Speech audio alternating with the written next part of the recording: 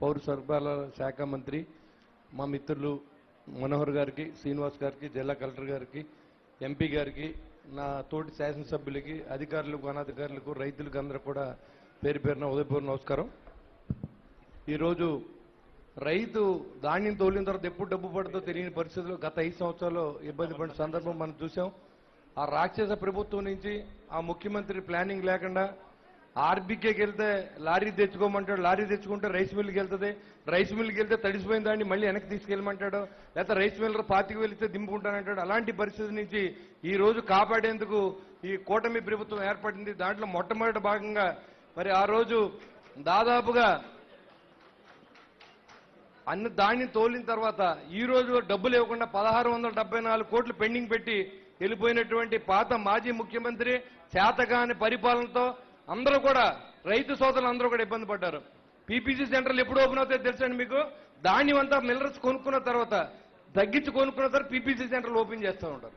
కాబట్టి దయతో ఈ రోజు అధికారుల్ని మా మంత్రి గారు కూడా సెలవిస్తూ ఉన్నాం. మీరు తప్పనిసరిగా సార్ మీరు అడ్వాన్స్ గా పీపీసీ సెంటర్లు ఓపెన్ చేసి ఒక రైతుని ఇదివరకున్న డైరెక్షన్ మనం మార్చమని చెప్తా ఉన్నాం. ఏదైతే ఆర్బీకే సెంటర్కి వెళ్తే మీకు ఆయన పర్మిషన్ ఇవ్వాలి, ఆయన పర్మిషన్ ఇచ్చిన తర్వాత లారీ ఏళ్ళ తెచ్చుకోవాలి. ఆ లారీ తెచ్చుకున్న తర్వాత ఏ మిల్లు కంటే పాలకొల్లో రైస్ మిల్లులో తీసుకెళ్లి ఏలూరులో రాస్తున్నారండి. కాబట్టి ట్రాన్స్పోర్ట్ ఛార్జెస్ చాలా ఎక్కువ అవుతూ ఉన్నాయి.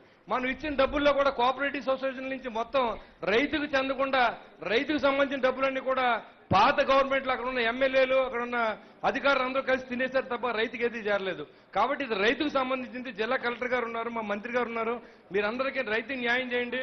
పాత సిస్టాన్ని వచ్చి చెప్పి ఈ రోజు ఎలా అయితే మీరు ఎక్కి 2 నెలల లోపలనే మొన్న కూడా రైతులు అడుగుతున్నారు, సార్ మేము తోలు చాలా రోజులైంది, ఎప్పుడు డబ్బులు వస్తాయంటే మనోహర్ గారికి, కళ్యాణ్ గారికి, మన ముఖ్యమంత్రి గారిని కూడా అడిగితే ఎక్కడో చోట అప్పు చేసైనా సరే డబ్బులు ఇస్తాం తప్ప రైతు ఇబ్బంది పడే పరిస్థితి లేదు మనోహర్ గారు చెప్పడం.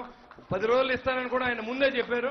ఆ ప్రకారం మాట నిలబెట్టుకునేందుకు ఎన్ని అవస్థలు పడినైనా సరే ఈ రోజు మా మంత్రి గారికి అభినందన తెలియజేస్తా ఉన్నా. ఎందుకంటే మీ పోరాటం ఇవాళ ముఖ్యమంత్రి గారి దగ్గరికి వెళ్ళి మీరు ఏమైనా సరే ఈ శాఖ న్యాయం చేయాలంటే రైతును ఆదుకోవాలని చెప్పి మీ చొరవకి పేరు పేరున మీకు ఉదయపూర్వ నమస్కారం తెలియజేసుకుంటూ మరి రైతులందరూ కూడా ఇంకా చాలా మంది మిత్రులు ఉన్నారు.